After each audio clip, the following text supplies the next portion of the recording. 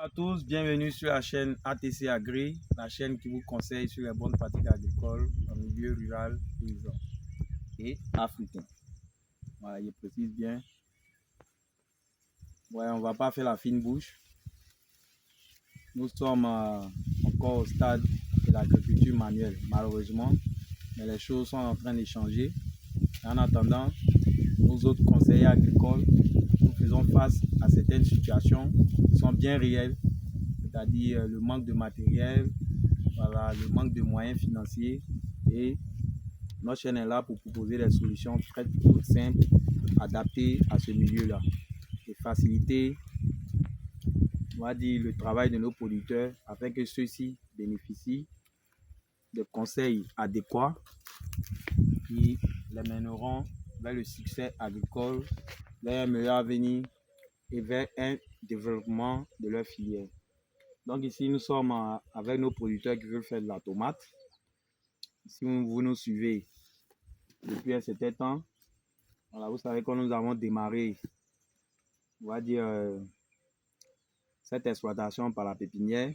Et là, nous sommes sur le terrain. Nous sommes vraiment à l'étape de préparation des terrains. Voilà, notre parcelle va accueillir nos plants d'ici quelques temps, au maximum 7 jours, une semaine à 10 jours. Voilà. Donc, si vous n'êtes pas encore abonné, abonnez-vous et cliquez sur le lien de la, on va dire, notification pour ne rien rater du déroulement de notre aventure. Donc, nous avons fini avec l'étape des lignes de repiquage.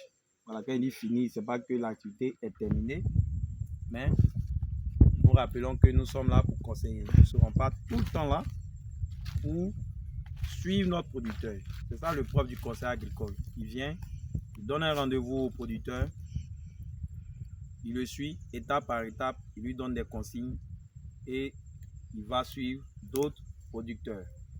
Donc, nous sommes à l'étape des sillons. Nous lui avons montré comment tracer les sillons pour ligne de repiquage. Avant cela, nous lui avons montré comment faire une ligne de base. Nous avons obtenu 36 piquets, ce qui nous fera 36 lignes de repiquage qui ont été écartées, qui sont écartées de 1,20 m de bout en bout. Comment nous avons réussi cela? Tout simplement en coupant un gabarit de 1,20 m. Comment nous avons coupé le gabarit de 1,20 m? En utilisant une méthode traditionnelle locale, se basant sur notre machette qui fait 60 cm.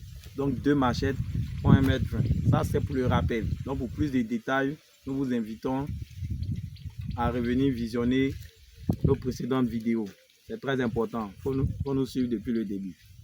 Donc ici, l'un des problèmes que nous allons chercher à régler ici, c'est la rétention en eau. C'est, on va dire, la rareté des pluies. Certes, nous avons dit que nous commençons notre parcelle, nous allons repiquer dans un bas-fond, comme type bas-fond, pour comprendre que c'est un bas-fond non inondé.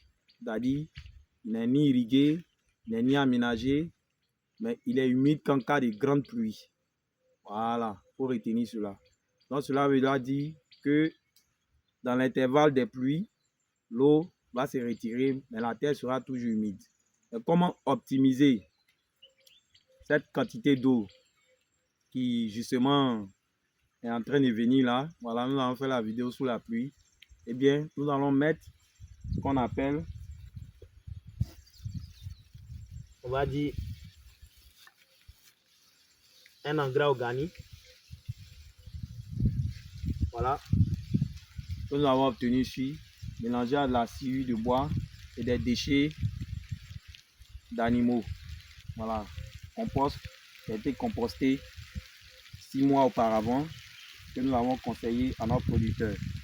Donc, voilà, sur ceux qui s'en est procuré assez, hein, voilà, des sacs et des sacs, et c'est ce que nous lui avons conseillé. Donc, il va mettre cela sur les sillons qu'il a précédemment tracés. Il faut en mettre en quantité suffisante. Donc, on y va ensemble. Voilà. De sorte à recouvrir toute la superficie qui a été labourée. Voilà.